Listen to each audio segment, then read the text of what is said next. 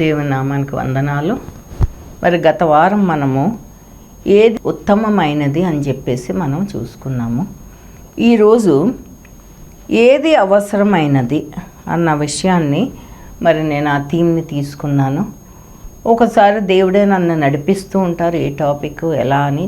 So మనం ధ్యానించిన ఆ వాక్యానికి సంబంధించింది దేవుడు నాకు ఇంకొక వాక్యాన్ని ఈరోజు చూపించారు. అది మత్తయి సువార్త 5వ అధ్యాయము 29-30 వచనాల ద్వారా ఈరోజు మనకి మన జీవితాల్లో ఏది అవసరమైనది, ఏది ప్రయోజనమైనది అన్న విషయాన్ని మనం జ్ఞాపకం చేసుకుందాము. మరి ఇక్కడ చదువుతున్నాను ఆ 2 వాక్యాలు. మత్తయి సువార్త 5వ అధ్యాయము 6-7 కూడా దాన్ని సెర్మన్ ఆన్ ద మౌంట్ అంటారు. సో యేసు ప్రభు ఆ కొండ మీద ప్రసంగం, దాంట్లో మొదటి వాక్యం నుంచి 9వ వచనం వరకు చాలా ప్రాముఖ్యమైన మాటలు రాయబడి ఉంటాయి. అవి మీకు తెలుసు కదా, ఆత్మ విషయమై దీనిలైన వారు ధన్యులు అని, సమాధానపరచువారు ధన్యులు, హృదయశుద్ధి గలవారు ధన్యులు అని, నీతి నిమిత్తం హింసింపబడువారు ధన్యులని, ఈ 8 విషయాలు యేసు ప్రభు బోధిస్తారు. ఇవి చాలా దీంట్లో చాలా నిగూఢమైన అర్థం ఉంది. వీటిని బీ యాటిట్యూడ్స్ అంటారు. బీ అంటే యాటిట్యూడ్ అంటే మనం దృక్పథంతో ఉండాలి, దృక్పథము యాటిట్యూడ్.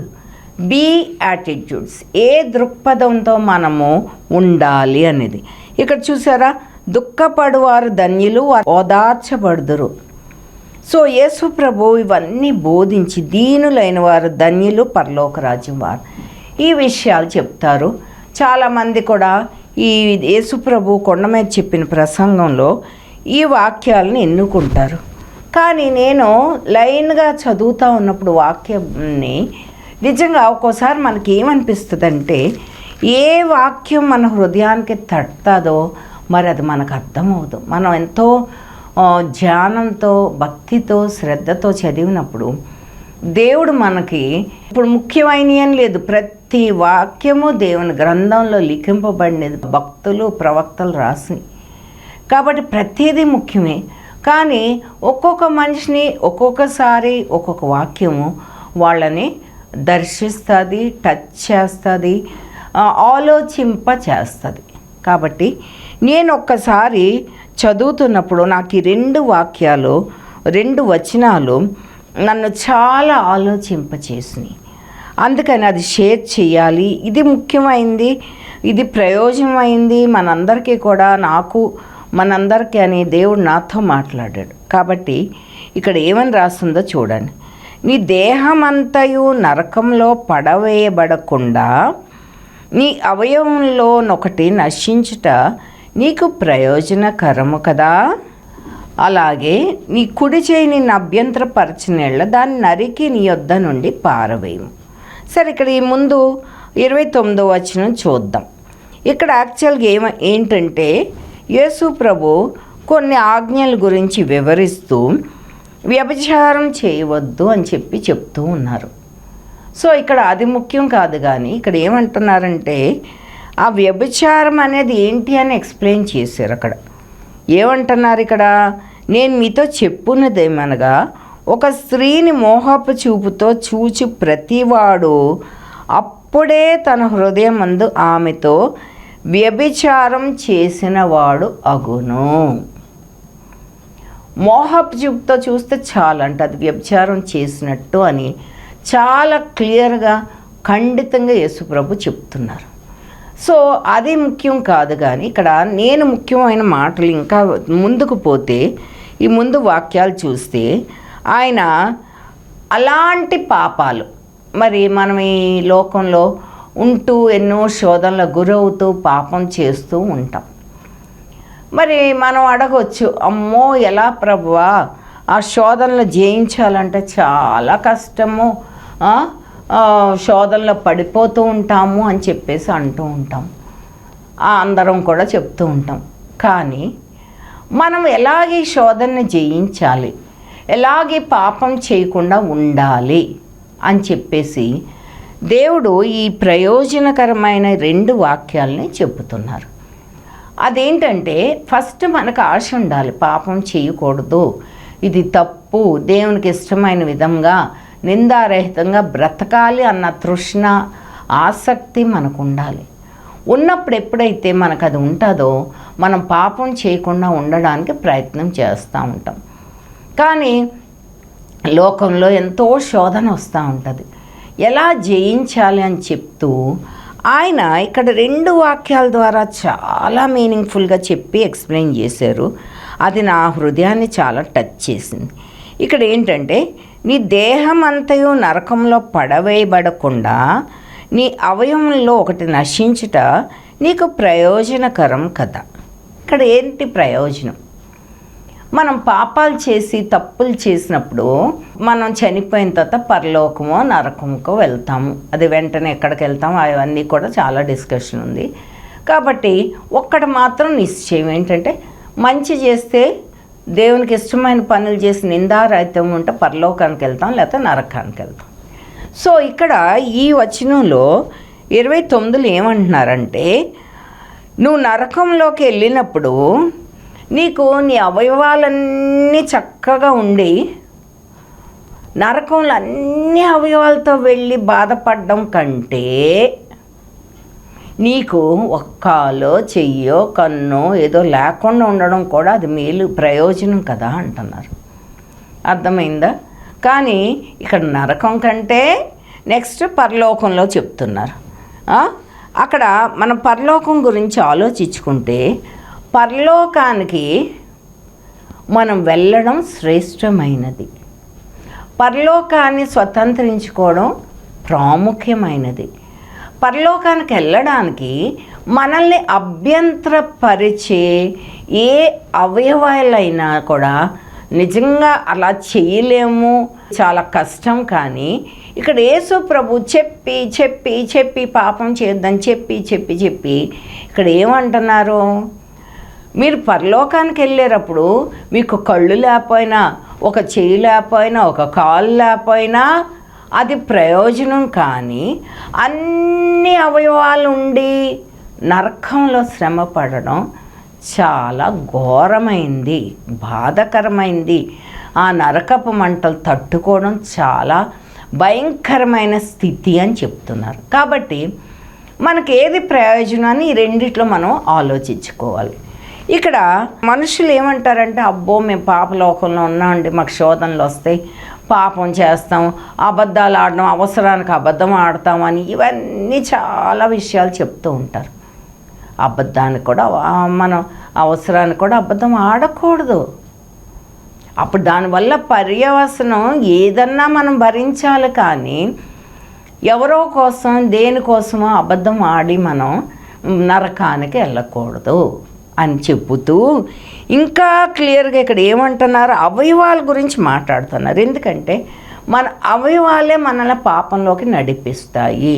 ఇక్కడ వ్యభిచారం గురించి చెప్తూ నీ కన్నుతో చూస్తేనే నువ్వు వ్యభిచారం చేసినట్టు అని చెప్పిన తర్వాత ఇక్కడ చూడండి ఆయన చెప్పిన క్లియర్గా చెప్తున్నారు ఏంటి, నీ కుడి చేయి నిన్ను అభ్యంతరపరచిన ఎడల దాని నరికి నీ వద్ద నుండి పారవేయము. ఒకవేళ దొంగ ఉన్నాడు అనుకోండి, దొంగతనం చేసేవాడు, లేకపోతే ఎవరింటికి వెళ్ళినా ఊరికే గబుకొని కొంతమంది వస్తువులు తీసేసుకుంటారు ఈ చేత్తో, కుడి చేత్తో. కాబట్టి ఏమంటున్నాడంటే, నీకు ఆ శోధన తట్టుకోలేను అనుకుంటే, ఇంకా నా వల్ల కావట్లేదు అనుకుంటే నరికేసే, నీ కుడి చేయి నరికేసే, పారేసి అంటున్నారు. అంటే అవయవం లేకపోయినా పర్వాలేదు, అంతేగాని నువ్వు పాపం చెయ్యొద్దు అని అర్థమైంది కదా. తర్వాత నెక్స్ట్, కన్ను పాపం చేస్తే కన్ను పెరికివేయమని చెప్తారు. చెయ్యి పాపం చేస్తే చెయ్యి నరికేసుకోండి. కాలు వ్యభిచారానికి నడిపించే కాళ్ళు అలా నడిపిస్తున్నాయి, పాపంలో నడిపిస్తున్నాయి, కాలు నరికివేయండి, నరికి పారేయండి. అవయవాలు తక్కువతో పరలోకంలో ప్రవేశించడం మేలు. కానీ అవయవాలన్నీ ఉండి నరకంలో అంత బాధపడడం, అన్ని అవయవాలతో బాధపడడం చాలా ఘోరమైన దుస్థితి అని చెప్పేసి చెప్పడానికి ఇక్కడ చెబుతూ నీ దేహమంతయు నరకంలో పడకుండా నీ అవయవంలో ఒకటి నశించుట నీకు ప్రయోజనకరం కదా అంటున్నారు. చూసారా, మన అవయవాల్లో ఒకటి నశించినా పర్వాలేదు, కొన్ని అవయవాలు లేకుండా పర్వాలేదు. మనం పరలోకానికి కొన్ని అవయవాలు లేకుండా వెళ్ళడం మేలు, నరకానికి అన్ని అవయవాలతో వెళ్ళడం కంటే అని చెప్పినప్పుడు నిజంగా చాలా ఆలోచించవలసిన విషయం అని చెప్పేసి నాకు అది చాలా టచింగ్గా అనిపించింది. కానీ మనుషులమైన మనం నరికేసుకోము, పెరికేయము చేయలేము. కానీ అది ఎంత ఖండితంగా చెప్తున్నారంటే ఇంకా నీకు అంత అసాధ్యం అనుకుంటే అలా చెయ్యండి అని చెప్తున్నారనమాట. కాబట్టి ఇక్కడ మనం చూస్తే మనము చాలా ఆశ్చర్యం వేస్తుంది. యేసు ప్రభు ఇక్కడ ధర్మశాస్త్రాన్ని కొట్టివేయడకు రాలేదు, కానీ ధర్మశాస్త్రం నెరవేర్చటకు వచ్చారు అని చెప్పేసి అక్కడే 20వ అధ్యాయంలో ఉంటుంది. చెప్పి కొన్ని చెప్తూ ఉంటారు. కోపం అనేది తప్పని, వ్యభిచారం చేయడం తప్పని, ఇవన్నీ చెప్తూ వస్తూ ఇవి చెప్తారు. మరి యేసు ప్రభు ఎన్నో చెప్పాను కదా, ఉపమానాల ద్వారా కొన్ని సన్నివేశాల ద్వారా మాట్లాడుతూ ఉంటారని. మనుషులు ఎలాంటి వాళ్ళు అంటే, నాకు ఈ సమయంలో ఇది ఆలోచిస్తున్నప్పుడు చిన్నపిల్లలకి నేర్పిస్తూ ఉంటాం కదా, అది బేబీ ఏడుస్తూ ఉంటుంది. ఎందుకు ఏడ్చేవు అని అంటే నేను చీమ కుట్టింది అంటది. ఎందుకు కుట్టింది చీమ అంటే, మరి పుట్టలో చేయి పెడితే చీమ నువ్వు ఎందుకు కుట్టావు అని అడిగితే, నా పుట్టలో చేయి పెడితే నేను కుట్టనా అందంట. అంతే కదా, మనం శోధనలో పడకుండా ప్రయత్నం చెయ్యాలి, కానీ శోధనలోకి వెళ్ళి ఆ శోధనని బ్లేమ్ చేయడం తప్పు కదా.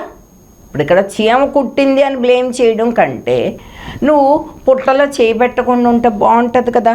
చిన్నప్పుడు అది చాలా నిజంగా అవి కూడా చిన్నప్పుడు బిడ్డలకి ఎన్నో విషయాలు నేర్పడానికి అలాంటివి కూడా రాశారు అన్న విషయాన్ని మనం జ్ఞాపకం చేసుకోవాలి. తర్వాత దీని మూల సందేశం ఏంటంటే, పాపం చేయకూడదు, శోధనలో ప్రవేశించకూడదు. శోధనలు వస్తూనే ఉంటాయి. ఎన్నో వాక్యాలు ఉన్నాయి కదా దేవుని గ్రంథంలో.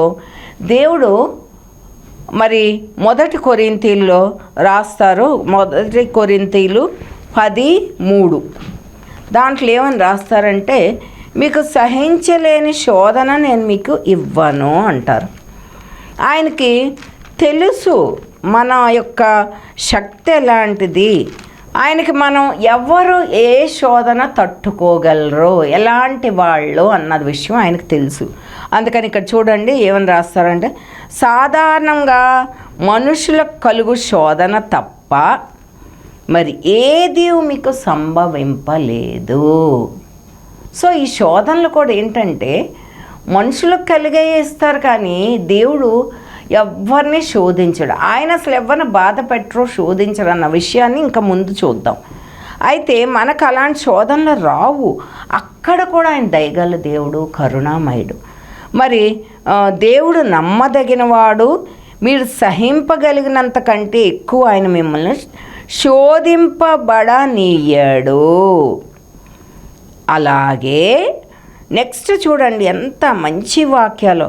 అంతేకాదు, సహింపగలుగుటకు ఆయన శోధనతో కూడా తప్పించుకొని మార్గంను కలుగు చేయును.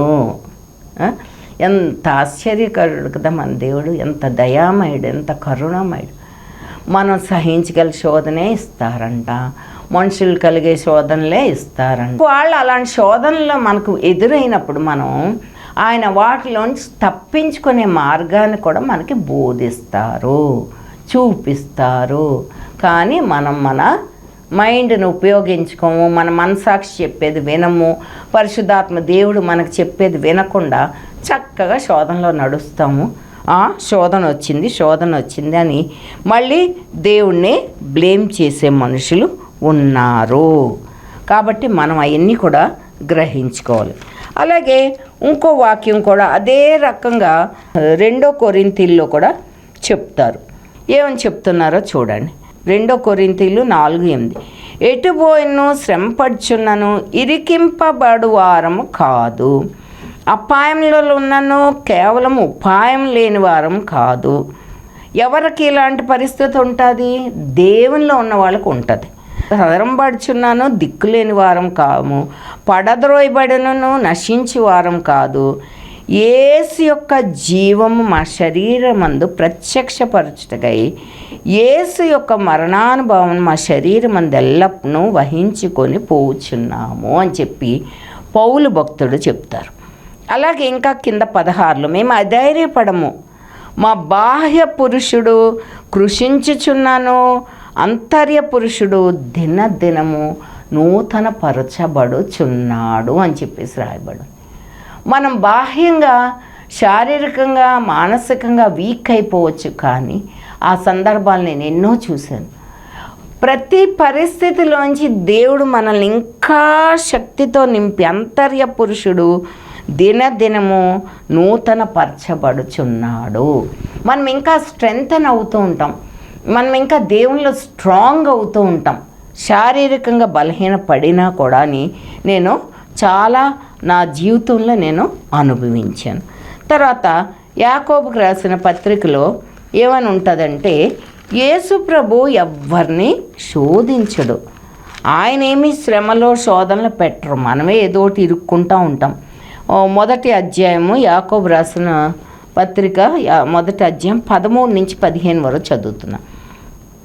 శోధన సహించేవాడు ధన్యుడు, అతను శోధనకు నిలిచిన వాడే ప్రభు తన్ను ప్రేమించి వారికి వాగ్దానం చేసిన జీవ కిరీటము పొందును. చూసారా, మనం శోధనలు వచ్చినప్పుడు వాటిని జయించినప్పుడు దేవుడు మనకి సహాయం చేస్తూ ఉపాయం చెప్పి జయించినప్పుడు ఆయన మనకి మహిమ కిరీటాలు, జీవ కిరీటాలు మనకి ఇస్తారు అని మనం గ్రహించి మనము ఒకవేళ శోధనలో పడిన ప్రార్థనతో దాన్ని తప్పించుకొని జయించి జయశీలులుగా మనం ఉండాలి. యేసుప్రభు ఎలా చనిపోయి తిరిగి లేచారో మనం అలా జయశీలులుగా ఉండాలి. We must be conquerors in Christ. కాబట్టి శోధన వచ్చినప్పుడు అది జయించినప్పుడు దేవుడు మనకి జీవ కిరీటాన్ని ఇస్తారు అని చెప్పేసి రాయబడి ఉంది. అలాగే మత్తయి సువార్త 6:13లో ఆయన పరలోక ప్రార్థన మనకు నేర్పించారు. దాంట్లో ఏమని ఉంటుంది? మేము శోధనలో పడకుండా మమ్మల్ని తప్పించు ప్రభువా అని ఉంటుంది. కాబట్టి మనం ఆ ప్రార్థన చేసుకుంటే దేవుడు మనకి సహాయం చేస్తూ ఉంటారు. అలాగే విలాప వాక్యాలు కూడా ఉంటుంది. దేవుడు ఎప్పుడు నరుని ఎప్పుడు బాధ పెట్టాలని చూడరు, ఆయన బాధ కలిగించరు. మనమే మన చేతులారా మనం ఆ బాధలో శోధనలో అన్నిటిలోకి పడుతూ ఉంటాం. తర్వాత మత్తయి సువార్త 26:41లో ఒక వచనం ఉంది, అది చూద్దాం. ఏమని రాయబడి ఉందంటే, ఇక్కడ మీరు శోధనలో ప్రవేశించకుండునట్ల మెలకుగా ఉండి ప్రార్థన చేయుడి. ఇది యేసు ప్రభు శిష్యులకి సిలువ కొరకు వెళ్ళే ముందు చెప్తారు. మనమందరం కూడా శోధనలో పడకుండా ఉండడానికి ప్రార్థన చెయ్యాలి. ఎందుకంటే మీకు తెలుసు కదా, దుష్టుడు అపవాది మిమ్మల్ని శోధించడానికి గర్జించు సింహం వలె మీ చుట్టూ తిరుగుతూ ఉంటుంది అన్న వాక్యం ఉంది. అది గర్జించగలదే కానీ మనల్ని మృంగలేదు అన్న గొప్ప ధైర్యాన్ని మనం కలిగి శోధనను సహించి శోధనను ఎదుర్కొని దేవుని కొరకు మనం విజయాన్ని పొందాలి. అప్పుడు దుష్టుడు మనల్ని అస్సలు మృంగలేదు అని చెప్పేసి రాయబడి ఉంది. అయితే ఇక్కడ ఒక సన్నివేశం మళ్ళీ నేను గుర్తు చేస్తాను. లూకాసు వార్త 16:24లో ఉంది. అయితే ఇక్కడ 19 నుంచి 24 వరకు చదువుకోండి అది ఇంట్లో. అయితే అక్కడ ఒక ధనవంతుడు ఉంటాడు. ధనవంతుడు ఉండి లాజర్ అనే పేదవాడు ఎంతో పేద స్థితిలో ఒళ్ళంతా కురుపులతో కుక్కలు నాకుతూ ఆయన బల్ల మీద కింద పడిన రొట్టెలను తింటూ ఉంటాడు. ఈ ధనవంతుడు చాలా సుఖంగా అసలు ఇతను లాజర్కి అసలు ఏమి సహాయం చేయకుండా తినుము త్రాగుము సుఖించుము అనుకుంటా చాలా ఎంజాయ్ చేస్తూ ఉండుంటాడు. అయితే ఇద్దరు చనిపోతారు. చనిపోయినప్పుడు ధనవంతుడు ఎక్కడికి వెళ్తాడు? నరకానికి వెళ్తాడు. లాజర్ అనే ఆ పేదవాడు దరిద్రుడేమో పరలోకానికి వెళ్ళి అబ్రహాము రొమ్మును ఉన్నప్పుడంట ఈ యొక్క ధనవంతుడు అది చూసి నరకపు బాధలతో, అదే చెప్పగా అన్ని అవయవాలతో మండుతున్న నరకాగ్నిలో అక్కడ పురుగు చావదు, అగ్ని ఆరదు అని ఉంటుంది. ఎంత భయంకరమైన మంటలు ఉంటాయంటే ఆ పరిస్థితిలో దాహమేస్తూ ఉంటుంది, నీళ్లు ఉండవు. ఆ పైకి చూసి తండ్రి అయిన అబ్రహాం దేవా, ఆ లాజర్ను కొంచెం ఒక చుక్క నీళ్లు ఆయన వ్రేలుతో నా నోట్లోకి వేయమని చెప్పు అని అడుగుతాడండి. అంత బాధలో ఉంటాడు. అయితే ఇక్కడ అబ్రహాము తండ్రి ఏమంటారంటే, ఇక్కడి నుంచి అక్కడికి, అక్కడి నుంచి ఇక్కడికి రావడానికి లేదు, అది జరగదు, ఇంకా నువ్వు సుఖించావు అని చెప్పేసి చెప్తాడు. చెప్తే పాపం ఆ మంటల్లో మండుతున్న ఆ ధనవంతుడంట అక్కడ కూడా పశ్చాత్తాపం కొంచెం పొంది అడుగుతాడంట, సరే ప్రభువా, నాకు 5 సోదరులు ఉన్నారు, వాళ్ళు ఇలాంటి ఈ నరక మంటల్లో మండకుండా దేవా నువ్వెవరినన్నా పంపించు ప్రభువా, ఇక్కడ నుంచి ఎవరినన్నా పంపించి వాళ్ళకు బోధించు అంటే ఒక్కటే చెప్తారు తండ్రి అయిన అబ్రహాం, ఏంటంటే మీకు భక్తులు వచ్చారు, మోషే వీళ్ళందరూ ఉన్నప్పుడు కూడా మీరు వినలేదు, ఇప్పుడు ఇక్కడి నుంచి అక్కడ పంపిస్తే వింటారన్న నమ్మకం లేదు అని చెప్పేసి ఖండితంగా చెప్పేస్తారు. కాబట్టి మనకిచ్చిన రోజులు, మనకిచ్చిన ఆయుష్లో మనము దేవుని కొరకు, దేవుని వాక్యాన్ని గ్రహిస్తూ దాని కొరకు బ్రతుకుతూ, మరి పేదల్ని అందరికీ కూడా మన యేసు ప్రభు సిలువలో చూపించిన, ఆయన ఈ లోకానికి వచ్చిన ప్రేమను చూపిస్తూ బ్రతకాలి అని చెప్పేసి గుర్తు చేస్తున్నారు. ఆయన కూడా ఎన్నో శోధనలోకి పడ్డారు. ఇక్కడ ఒక చిన్న సాక్ష్యం నేను చెప్తాను. పరలోకం గురించి కొన్ని నాకు దర్శనాలు వచ్చినప్పుడు నేను కొన్ని విషయాలు చూశాను. చాలా సంతోషపడి దేవుణ్ణి అడిగాను, ప్రభా పరలోకం ఎలా ఉందో చూపించవా ప్రభా. అప్పుడు నాకు ఆశ కలుగుద్ది, నేను ఇతరులకు చెప్పినప్పుడు కూడా ఆ పరలోకాన్ని సంపాదించుకుందాం, స్వతంత్రించుకుందాం అని జనులకు నేను చెప్పినప్పుడు వాళ్ళు కూడా ఆశపడతారు అని అన్నప్పుడు దేవుడు నాకు చాలా చూపించారు. ఇంకొక దర్శనంలో నేను ఇలాగే మళ్ళీ అడుగుతుంటే ఒక పెద్ద నిచ్చిన ఆకాశం నుంచి కిందకు వచ్చింది. నాతో ఉన్న నా బంధువుని తోబుట్టోల్ని తీసుకెళ్ళిపోయారు దేవుడు. అసలు నేను ఇట్లా ఇంకా నేను ఎక్కుదాం అనుకుంటున్నా, అసలు ప్రార్థన చేసింది నేను ఎక్కుదాం అనుకుంటుంటే ఆ నిచ్చిన పైకి వెళ్ళిపోయింది, పెద్ద సిల్వర్ నిచ్చిన. ఇంకా చూసుకో ఏడుస్తున్నాను. అసలు అడిగింది నేను, వాళ్ళు వెళ్ళారేంటి, నాకు చూపించలేదేంటి అని. ఆ తర్వాత వాళ్ళు మళ్ళీ ఏమైంది అని ఆ దర్శనం గురించి ప్రార్థిస్తూ వాళ్ళ కోసం ప్రార్థించాక మళ్ళీ నిచ్చిన వచ్చింది, యేసుప్రభు వచ్చారు, వెనకాల వాళ్ళందరూ వచ్చేసాను. నేను ఇలా కూర్చుని దుఃఖిస్తుంటే ఆయన నా దగ్గరికి వచ్చి, కుమారి ఎందుకు ఏడుస్తున్నావు అని అడిగాను. అడిగితే చిన్నపిల్ల, ఏంటి ప్రభువా నాకు చూపించమంటే వాళ్ళందరినీ తీసుకెళ్ళావు, నేను ఎక్కుదాం అనుకున్నాను, నిచ్చిన పైకి వెళ్ళిపోయిందంటే ఆయన అన్నారు, అమ్మా నీకు ఆల్రెడీ చూపించానమ్మా, నువ్వు గుర్తు చేసుకో, అందుకని వాళ్ళకి చూపిద్దామని తీసుకెళ్ళాను అని అన్నారు. అంటే నాకు దేవుడు గుర్తు చేశాడు, నీకు చూపించాను, గుర్తు చేసుకోవాలి. అప్పుడు మళ్ళీ ప్రార్థించడం మొదలుపెట్టినప్పుడు నాకు కొన్ని పరలోకంలో ఎలా ఉంటుందని దేవుడు చూపించాడు. చాలా సంతోషించి, అందుకని నా ఆశ, నా తృష్ణ పరలోకాన్ని స్వతంత్రించుకోవాలి, పరలోకాన్ని పొందుకోవాలి అని చెప్పేసి ఎంతో మెలకుగా ప్రార్థిస్తూ ఉంటాను. అందరం కూడా అదే చేయాలి. అయితే ఈ మధ్య నేను అక్టోబర్లో సిక్ అయినప్పుడు ఏంటంటే మామూలుగానే జ్వరం వచ్చి అన్ని కీళ్ళ నొప్పులు వచ్చేసింది. ఏదో చికెన్ గున్యా అన్నారు, కానీ అది కాదు, ఏమీ లేదు. కానీ ఏం జరిగిందో నాకు తెలియదు, కానీ నాకు అన్ని జాయింట్స్ అన్ని నొప్పులు. ఒక వాకింగ్ స్టిక్ ఆన్లైన్ తెచ్చుకొని దాంతో వాకింగ్ స్టిక్ పట్టుకుంటే కానీ లేవలేకపోతున్నాను. అలాంటి పరిస్థితిలో ఒక నెల రోజులు నడిచాను. అయితే ఆ నెల రోజులు హాస్పిటల్కి వెళ్తున్నాను.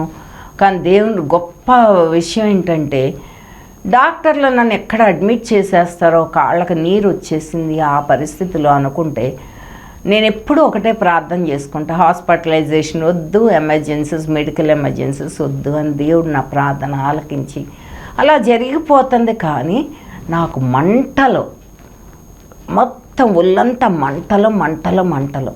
ఆ రాత్రులు నిద్ర పడకుండా నొప్పులు మంటలతో ఉన్నప్పుడు అప్పుడు నేనేమని ప్రార్థించానంటే, ప్రభువా ఇంకా నాకెందుకు ప్రభువా ఈ ఆయుష్, నన్ను తీసుకో ప్రభువా, ఈ అనారోగ్యం ఏంటో నాకు తెలియట్లేదు ప్రభువా, నేనేమన్నా తప్పు చేశానా, నరకపు మంటలు ఏంటో నాకు చూపిస్తున్నావా, దయగల తండ్రి నన్ను క్షమించి ప్రభువా, నాకు తెలియక నేనేమన్నా తప్పు చేస్తే వద్దు ప్రభువా ఈ నరకపు మంటలని చాలా ఏడుస్తూ ప్రార్థన చేస్తూ, ప్రభువా నన్ను క్షమించు, ఒకవేళ నరకపు మంటలు ఎలా ఉంటాయని పరలోకం చూపించినట్టు నాకు చూపిస్తున్నావేమో ప్రభువా, ఇంకా చాలు ప్రభువా, నేను చెప్తాను ప్రభువా, నిజంగా ఆ నరకపు మంటలు ఇది ఒక 1% అవ్వచ్చు ప్రభువా, కానీ ఈ 1% కూడా నేను తట్టుకోలేకపోతున్నానని చెప్పి ప్రార్థించినప్పుడు ఆ రాత్రి దేవుడు నాకు స్వస్థత ఇచ్చారు.